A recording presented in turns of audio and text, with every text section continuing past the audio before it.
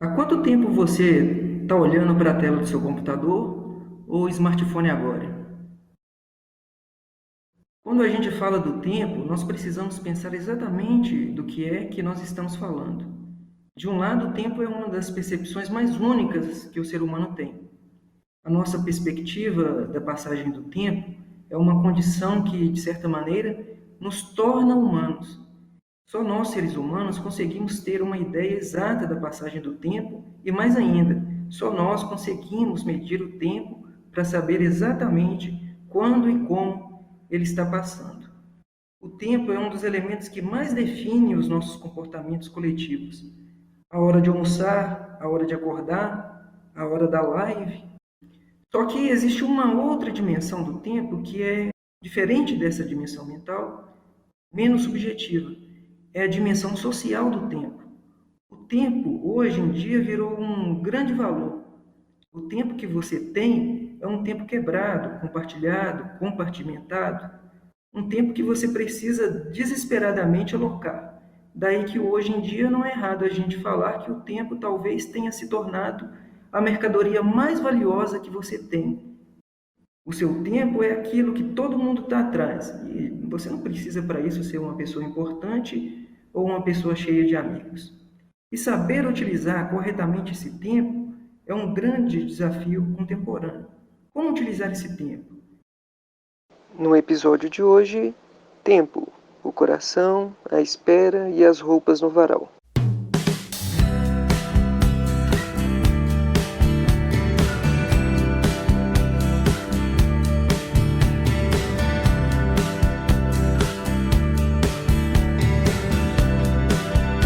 Seja bem-vindo, seja bem-vinda, você que nos ouve a qualquer tempo. Obrigado por nos acompanhar nesse bate-papo. Meu nome é Maicon e esse é o podcast No Banquinho, o lugar onde a Mocidade Presbiteriana de Viçosa se encontra para conversar. Mais uma vez, o que é o tempo? Lembro do entusiasmo como uma das perguntas que Antônio Abujamra, saudoso Antônio Abujamra, fazia aos seus entrevistados do programa Provocações. A pergunta era: o que é a vida? É claro que nenhum dos participantes do programa fazia mais do que as reuniões a partir da provocação de Bujan. O que é a vida? Meu entusiasmo, no entanto, era esse: observar a dificuldade com que se deparavam os convidados para responder a difícil questão. Mas, quem sabe, podemos também, nesses próximos minutos, nos provocar com essa temática do tempo, com alguns aspectos de nós no tempo, propriamente a história, né? E para isso teríamos a ajuda de 3 amigos e de 3 obras literárias. São eles, quem está no banquinho hoje para esse bate-papo, são os nossos amigos Luan, Natasha e Dodô. Boa noite para vocês, tudo bem? Olá, boa noite, ou bom dia, ou boa tarde. Gente, eu sou o Dodô e a paciência é o João Batista da Esperança. Fala, moçada, meu nome é Luan e se você quer saber mais o que estrogonofe do RU tem a ver com o Senhorio de Cristo, fica aí com a gente. E aí, galera, tudo bem? Eu sou a Natasha e eu não tenho nenhuma frase de efeito.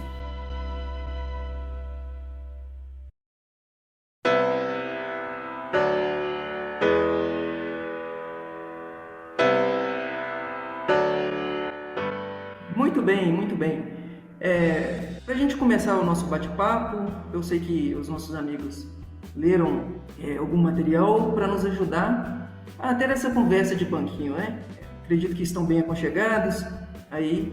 Então, para início de conversa, gostaria que cada um falasse o nome do livro, o autor, e a gente dá início, de fato, ao nosso bate-papo da Mocidade Presbiteriana de Viçosa. Eu sou o Dodô e eu li o livro O Lugar à Espera na Vida Cristã, da Vanessa Belmonte. Meu nome é Luan e eu li Você é Aquilo que Você Ama, de James Smith. Vamos junto. O meu livro, eu sou a Natasha e o meu é da Tish Harrison Warren. Ela é pastora na Igreja Anglicana da América do Norte, é casada, tem 2 filhas e o marido dela também é pastor na Igreja Anglicana. Então vamos para a nossa primeira participação. Então a nossa primeira pergunta é a seguinte: o que é e qual o papel do coração na relação, na nossa relação com a realidade? É interessante pensar também na impotência do homem em relação ao tempo, com essa presença de um coração inquieto.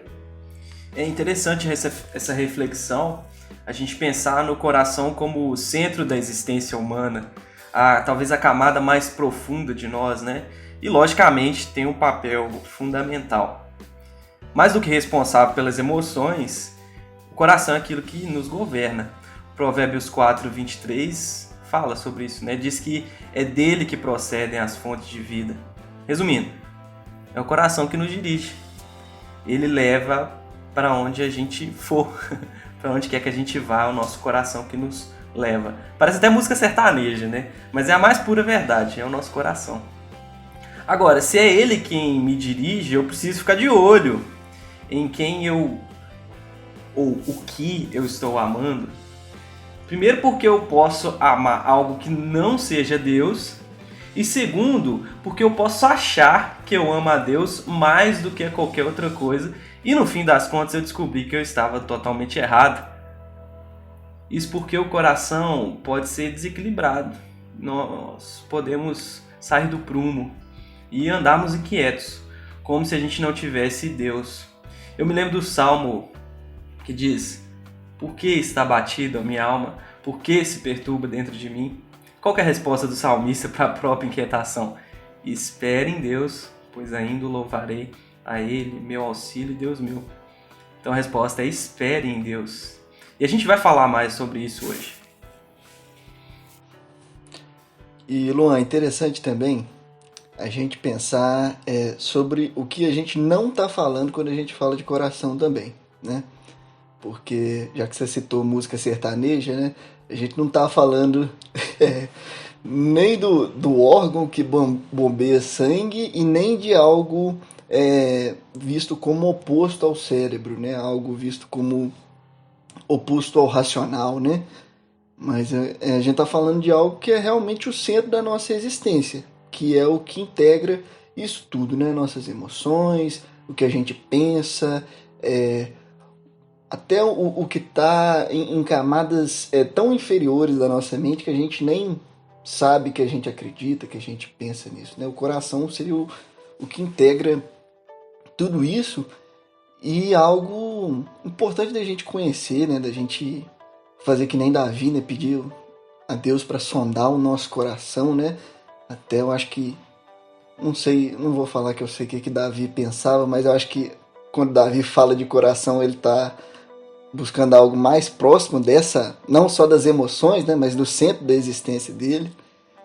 E de fato, né, para a gente habitar o tempo presente e se relacionar plenamente, né, de uma maneira integral, não aos pedaços, né? Entender o nosso coração é importante. Foi bem colocado o que vocês falaram. E entender o coração traz bem isso que o Luan falou, que a gente entende quem é o nosso Deus. Será que o centro do nosso coração de fato é Deus, ou será que o centro do coração somos nós mesmos? Ou que estamos idolatrando a outro que não a Deus?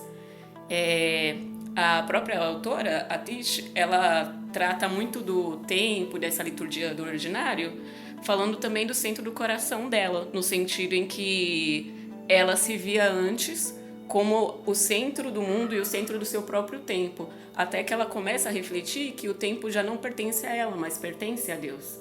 E o nosso coração, ele revela isso, a quem pertencemos, se estamos pertencendo a nós mesmos, às nossas próprias idolatrias mundanas, ou se estamos pertencendo a Deus.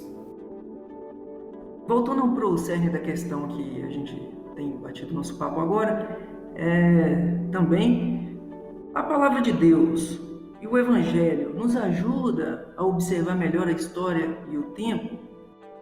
Sim, Michael, a palavra de Deus nos ajuda a observar tudo. Quem nós somos, onde estamos, para onde vamos. Como uma aspirante a historiadora, Na história, a gente se depara com várias teorias de como observar a história, de como ler o homem através do tempo, e com várias frentes em que você pode ler, uma frente social, uma frente econômica, política, cultural, entre outras, que são possíveis de observar.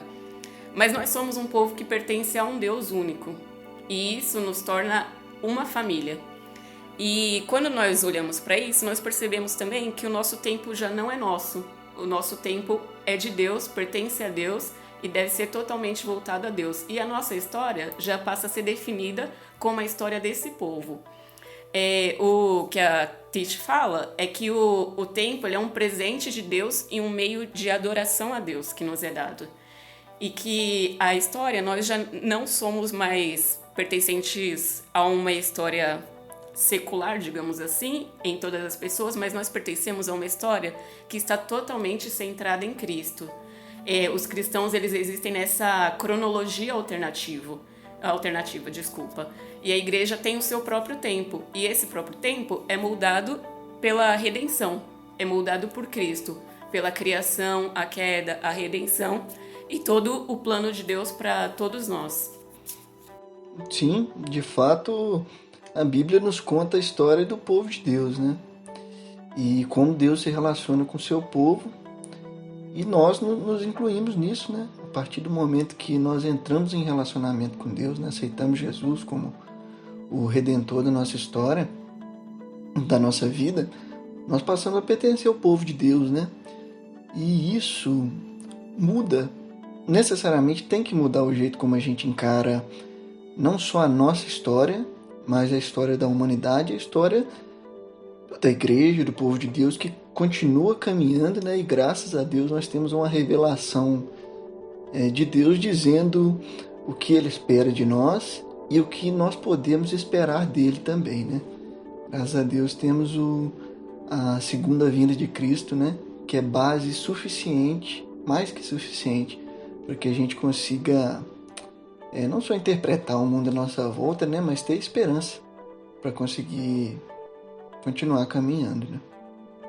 Eu imagino que, de fato, não existe uma receita e a gente não está procurando isso. Mas existe um apontamento para que a gente possa fazer na intenção de direcionar nosso coração para aproveitar melhor o tempo que Deus nos deu. Eu gostaria de ligar essa pergunta. O que seria não fazer o melhor em relação ao nosso coração? Ou seja, não aproveitar. Quais as ações que significa não aproveitar o tempo que Deus nos deu? Talvez eu comece falando aí sobre as preposições positivas, talvez nem tanto sobre as negativas, deixa a bola pro pessoal aí. Mas o salmista deu a pista pra gente, né? Nós podemos treinar esse negócio de espera. Não só a espera, mas nós podemos treinar qualquer coisa. Nós podemos treinar com uma liturgia diária. O Smith, no livro, ele coloca lá no prefácio uma frase do Ursinho Pooh. Olha só o que o Ursinho Pooh fala. Às vezes são as pequenas coisas que ocupam mais espaço em nosso coração. Aprendendo com o Ursinho Pooh, que lembra muito o nosso saudoso amigo Aleph, nós podemos ver que isso é verdade. Muitas vezes nós não encontramos nosso dia a dia como algo que nos forma. Nós não enxergamos nosso dia a dia dessa maneira. Mas as pequenas coisas vão nos moldando, não tem jeito. O que a gente consome ou se alimenta durante a semana toma lugar no nosso coração. A gente não sente porque muitas vezes é sutil, mas tira o nosso coração do prumo, desajusta. A proposta é a gente encarar a nossa vida diária como uma grande liturgia. Um culto de 1h30 por semana contra um culto de uma semana inteira, não tem como competir. Por isso a gente tem que fazer da nossa vida um culto, um grande culto da vida. Do jeito que a gente pode repetir maus hábitos e eles se tornarem vícios, nós também podemos repetir bons hábitos até eles se tornarem virtudes. Bom, às vezes a gente até pode se perguntar, né? Como a gente pode direcionar nosso coração para isso, para aquilo, né? Para melhorar o nosso aproveitamento do tempo. Bom, sendo um pouco mais não vou falar um pouco mais profundo, né? Mas eu acho que de fato nós não podemos fazer isso. Quem faz isso é o Espírito Santo atuando no nosso coração. Entendeu? Não estou discordando do Luan, não. Só estou sendo... fazendo uma graça. Mas, assim como disse o nosso amigo Doiver, era meu sonho citar Doiver. Eu vou ler. Ele fala que Deus não fala a teólogos, filósofos e cientistas, mas a pecadores perdidos em si mesmos, feitos filhos pela operação do Espírito Santo em nossos corações. Nesse sentido central e radical, a palavra de Deus penetrando na raiz do nosso ser tem de se tornar o motivo, poder central do todo da vida cristã na ordem temporal, com sua rica diversidade de aspectos, tarefas e esferas ocupacionais. Como tal, o tema central da criação, queda, no pecado e redenção deveria também ser o ponto de partida central e o motivo poder do nosso pensamento teológico e filosófico. Então, ou seja, o Espírito Santo moldando não só as nossas atitudes, mas nossos pensamentos, né? E dessa forma, uma sintonia maior com a história que Deus está contando pra gente. Muito bom, gente. Eu acho que o que a gente pode também fazer para direcionar melhor nosso coração é também uma autorreflexão sobre como nós percebemos Deus na nossa vida. Será que a gente faz essa separação do secular e do sagrado, que muitas vezes nos acompanha, em que o sagrado se torna só a ida ao culto e aquele momento que a gente está na igreja e o sagrado não se encontra no nosso dia a dia? E lembrar que Deus, ele é um Deus que trabalha não só no culto, mas ele trabalha no nosso tempo ordinário também, no nosso dia a dia. Então, quando nós estamos fazendo pequenas coisas como uma refeição, ou acordando, ou indo dormir, ou passando roupa, Deus está presente também nesses momentos. Ele não é um Deus só do culto de domingo, ele é o Deus do nosso dia a dia e de cada detalhe do nosso dia a dia. É interessante isso aí que você falou, Natasha, que assim, uma boa forma da gente aproveitar nosso tempo é levando ele cativo a Cristo, todo o tempo, né?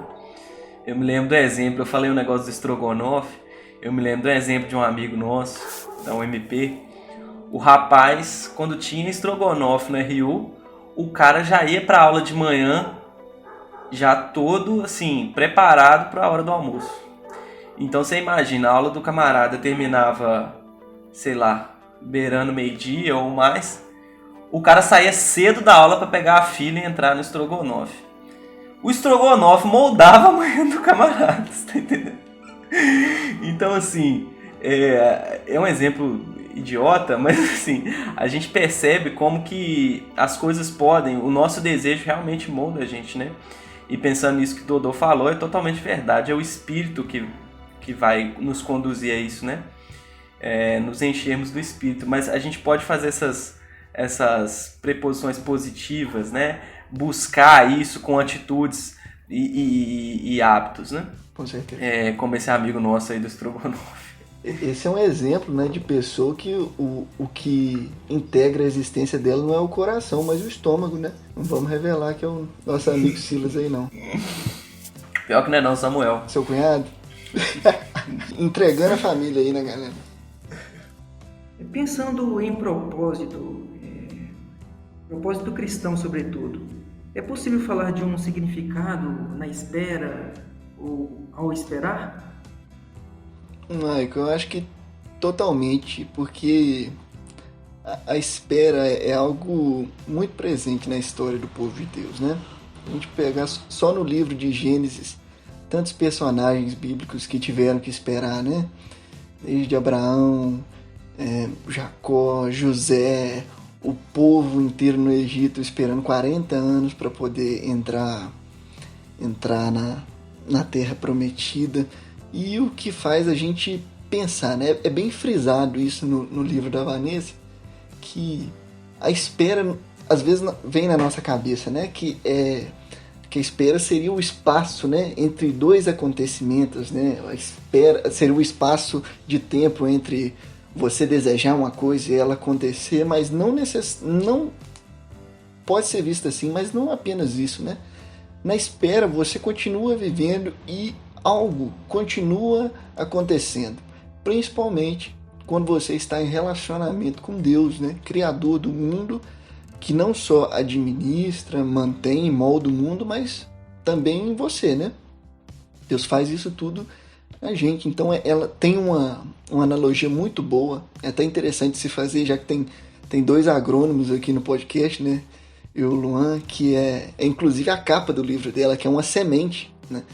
E ela fala que você planta a semente e aparentemente alguns dias nada aconteceu. Você olha para a terra e tudo continua igual. Mas se você olhar lá no fundo da terra, né? Aquela semente ela está absorvendo água, ela está rompendo o tegumento dela, ela está lançando raízes, né? Ela está botando o cotilédone para fora, né? Botando suas folhinhas para fora para buscar a luz. Então, por mais que o observador externo não veja, algo está acontecendo, né? E da mesma forma, o nosso coração, a nossa história, ela é moldada, entre aspas, enquanto nada acontece. Nós somos inseridos nos ritmos de Deus, quando nós somos forçados a esperar, entendeu? Principalmente quando estamos em contato, em relacionamento com Ele. Dudu, uma coisa muito interessante quando a gente fala de espera é reparar a inquietude do coração. Agostinho tem aquela famosa frase: fizeste-nos para ti e inquieto está o nosso coração enquanto não repousa em ti. Eu fui descobrir que Agostinho foi fazer essa frase e redigir ela, né? Tá no primeiro livro das Confissões, mas ele foi fazer isso mais pro final da caminhada dele, querendo dizer o seguinte, que essa mensagem ela é mais do fim da caminhada cristã, do estar com Cristo, do que uma mensagem que a gente usa, por exemplo, evangelizar, como eu já fiz diversas vezes, com taxista, com Uber. Mas é engraçado, porque talvez essa inquietude que a gente encontra nesse mundo, ela realmente só seja satisfeita no porvir, na glória. E esse negócio, né, da gente viver o já, mas ainda não. Viver a espera do porvir, né, da glória com Cristo, mas vivendo sobre o senhorio dele, né, sobre a tutela do nosso Deus. E ele quer nos educar, com certeza, né, com essa questão aí da espera. É muito interessante essa inquietude que a gente... Interessante no sentido de reflexão mesmo. Todos nós sabemos que o relacionamento com Deus molda a nossa vida. Nessa direção também gostaria de fazer a pergunta que como o relacionamento com Deus molda também a nossa espera, a nossa esperança e os nossos objetivos, né? A gente pode pensar também na maturidade e na perseverança cristã. Michael, que a autora traz, entra até no que o Luan acabou de falar, sobre como nós cristãos vivemos num tempo limiar, que é entre um já e o ainda não. E é interessante quando ela traz essa perspectiva da espera, ela tá falando ela dá um caso em que ela tá num trânsito, ela acabou de pegar suas duas filhas, elas estão no carro, no trânsito, ela quer chegar logo em casa pra dar comida para as meninas e não atrapalhar a rotina, mas ela tem que ficar lá esperando. Então ela fica nesse tempo entre quase um já e um ainda não, de chegar em casa. E é nesse trânsito que ela começa a refletir sobre o tempo e a espera. E quando ela fala da espera, ela fala da espera como um ato de fé orientado para o futuro. Nós esperamos aquilo que está por vir, que é o reino de Deus. Mas esse reino, ele já está acontecendo agora também. Então, o ato de fé e de espera não é algo totalmente passivo, mas ele é ativo também.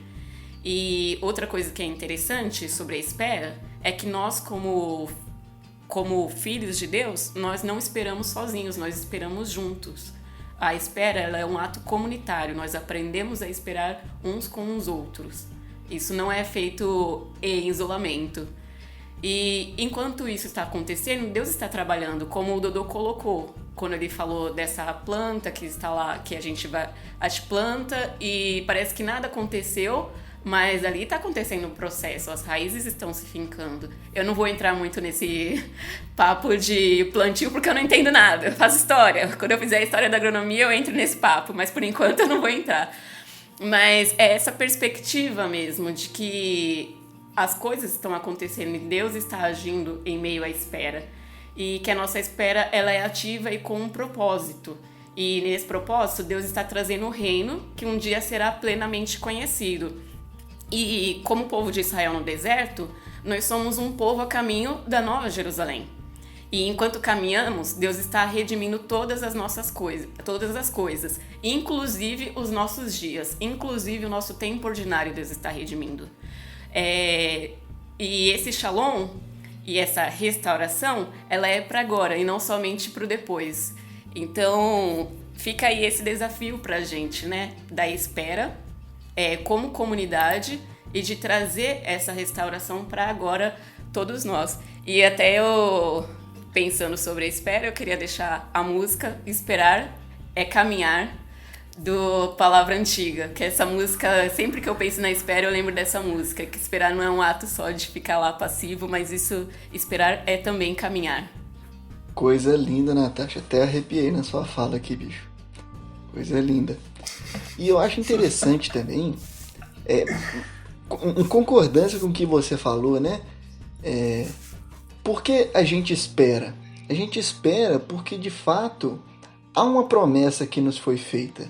Entendeu? Não é uma mera expectativa, algo que a gente deseja que aconteça, mas de fato Deus dá promessas ao seu povo. E de igual forma eu só espero a semente germinar porque uma semente foi plantada, né?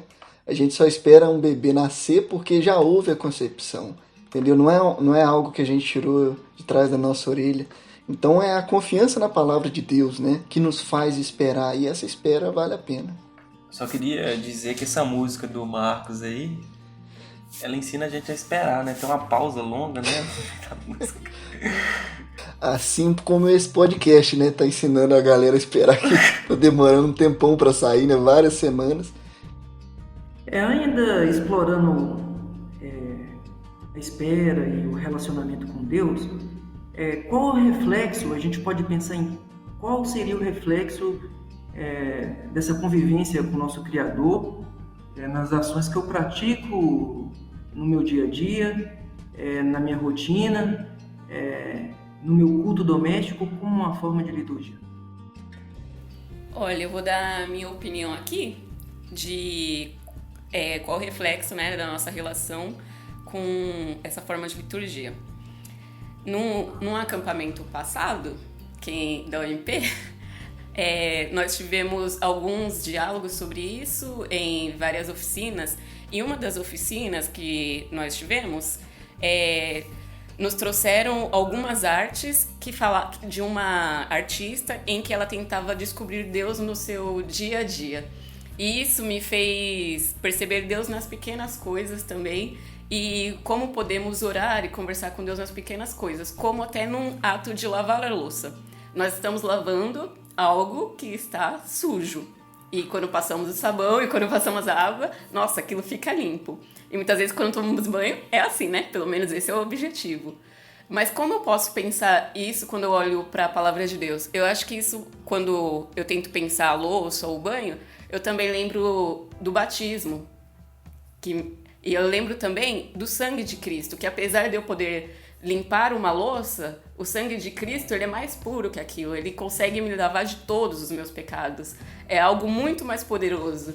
Então, eu acho que na nossa liturgia tem coisas que a gente faz que nos lembram muito como Deus age em nós e através de nós, e como Ele agiu e tem agido na Bíblia. Quando nós preparamos como professores, eu digo pelo menos eu como futura professora de história, nós temos todo um trabalho de preparação de material até aquilo ficar pronto e até eu poder dar a aula.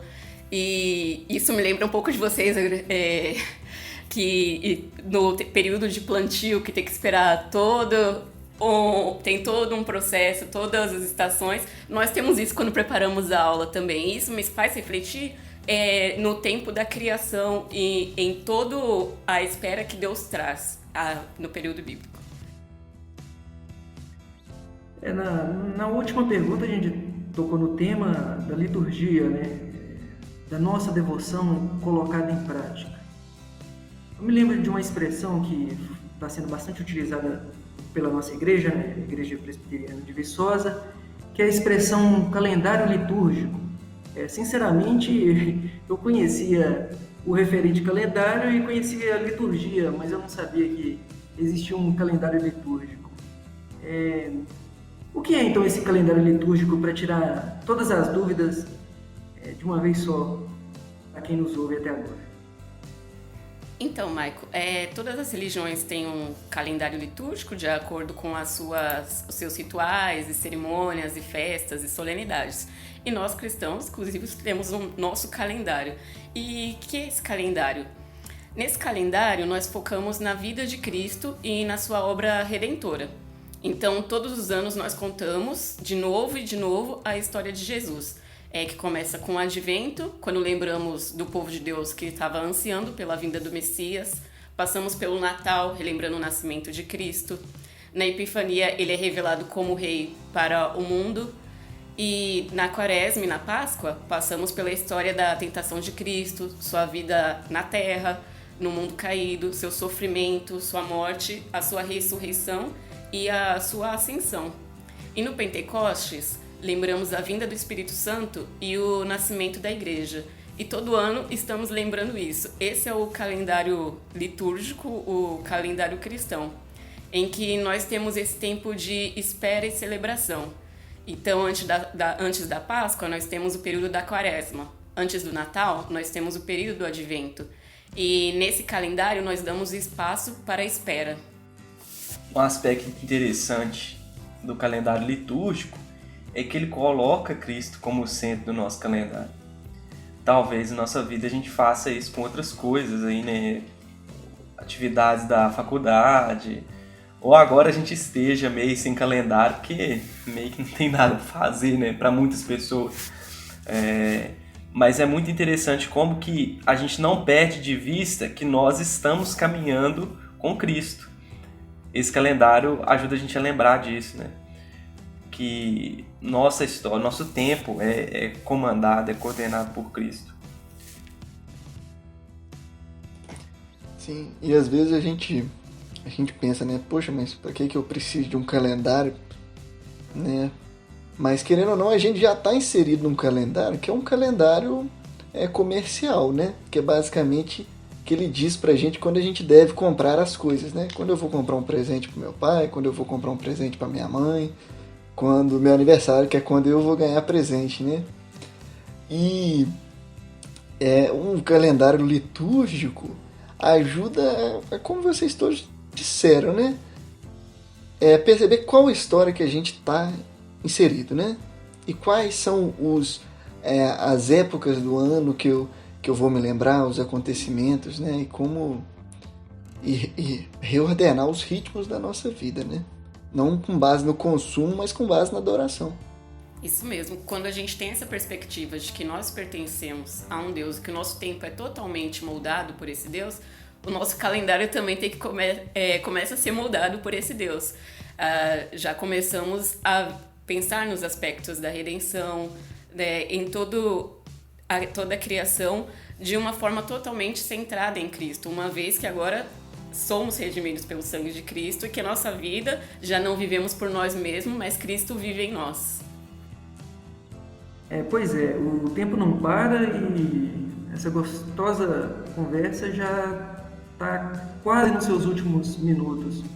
Algumas perguntas foram colocadas, arranhamos com algumas respostas, tentamos responder, mas sempre fica algum assunto, alguma colocação não sondada. Então, sintam-se à vontade para fazer alguma colocação, dar uma ênfase nesse momento. Bom, acho que o que é mais frustrante Vou repetir. Bom, acho que o aspecto mais frustrante nosso, né, em relação ao tempo é que, de fato, nós não temos o mínimo de controle, né, nem sobre o nosso tempo, às vezes, né, como nós organizamos nosso dia, como os acontecimentos do mundo e da realidade, né? Mas, Michael, não tem como a gente fugir de não tocar no assunto de que a gente está sendo obrigado a experimentar essa espera esse ano. Um período, uma época que a gente não sabe o que vai ser mês que vem, que a gente não sabe o que vai acontecer, se as coisas vão voltar ou se não vão. A gente não passou a ser pequeno e não poderoso. A gente só foi lembrado por Deus disso. Não é que a gente deixou de ter força sobre a nossa vida ou poder sobre a nossa vida. Nós fomos lembrados por Deus de algo que a gente nunca teve, que é controle sobre o tempo. Então é muito bom esse ano a gente perceber isso, aproveitar essa oportunidade que Deus está nos dando, de perceber o tempo da espera, de perceber que Deus continua sendo Deus no tempo da espera. Agora, as coisas não estão fáceis, não estão boas, mas Deus continua sendo Deus, Ele está agindo enquanto a gente está também nesse período da espera. E pensando nesse tempo de pandemia e sobre a espera, é lembrar, como já falamos anteriormente, que não esperamos sozinhos, esperamos em comunidade. Então, para quem se sente sozinho, solitário, não esqueça que você tem irmãos, você tem uma comunidade para te ajudar e estar esperando junto com você. Nem que seja pelo Zoom, né? Exatamente. Então, gente, para fechar aí, eu gostaria de citar uma frase do Kuyper, que é: não cobiçar outra existência senão a vivida para Deus, não ansiar por nada exceto a vontade de Deus e estar totalmente absorvido na glória do nome do Senhor. Isso é a essência e o cerne de toda verdadeira religião. Amém. Na abertura desse episódio, a gente comentou sobre um desafio para utilizar esse tempo de uma melhor forma.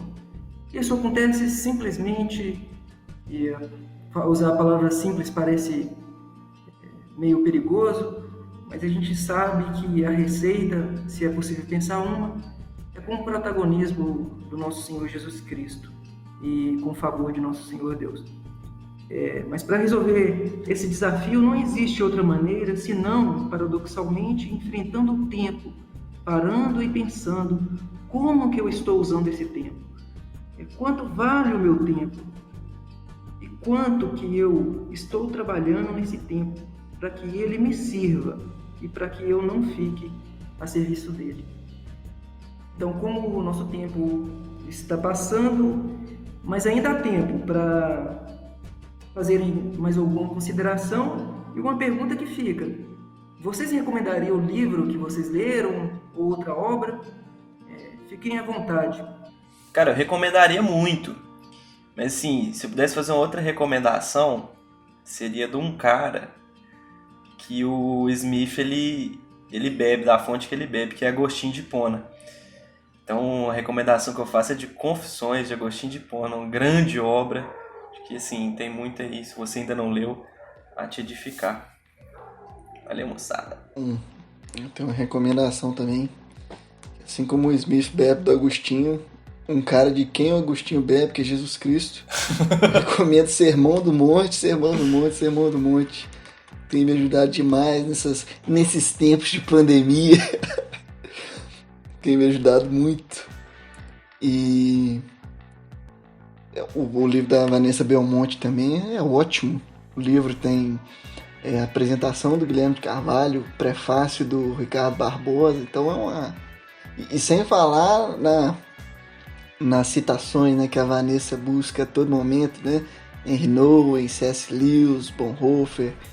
E o texto da Vanessa, né? Que é uma coisa linda. Você se sente acolhido lendo aquilo, né? Então, recomendo demais. Eu super recomendo a Liturgia do Ordinário e recomendo que, junto com ela, as pessoas leiam o Lecionário. O lecionário ele é ótimo para a gente seguir esse calendário litúrgico e relacionado com a liturgia do ordinário ele fica mais palpável. Também recomendo práticas devocionais do Heaven e recomendo que quando vocês lerem a Bíblia, vocês possam observar a espera dentro dela, dentro da passagem. Começa no Gênesis e termina no Apocalipse. Então é isso aí, galera. Está encerrando mais um episódio do podcast No Banquinho, o lugar onde a mocidade da Igreja Presbiteriana de Viçosa se encontra para conversar. E gostaria, claro, de agradecer a participação do Luan, da Natasha e do Dodô. Fiquem com Deus. Que isso. É nóis. Prazer. Prazer é todo meu, cara. Esse banquinho é bom demais. Muito obrigada, gente. Muito obrigada mesmo. Mas eu tenho que ir porque é 1h15 e o RU vai fechar. Até mais. Amando essa contextualização. Tem que rolar toda vez. Tchau, galera. Tô indo pro PVA.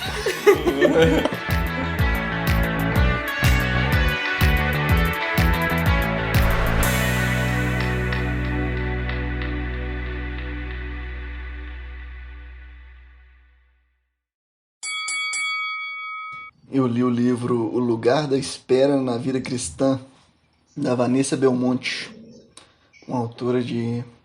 acho que ela é do Paraná, mas vive em BH hoje, né? Por pouco não é Vanessa Belzonte. Entendeu? Ficou boa. Meu irmão, tô brincando, falei. Foi mal, só pra dar uma descontraída. Mas... muito bom o livro.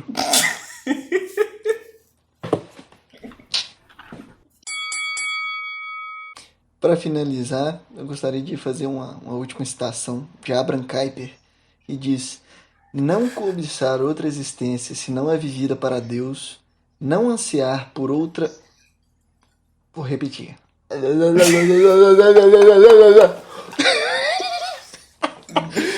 Ô, velho. Ok. Ô, velho, mas o cara também, né? O cara cita dói, velho. Cai, velho. Tá querendo gaguejar, velho. Eu tô citando mim mesma.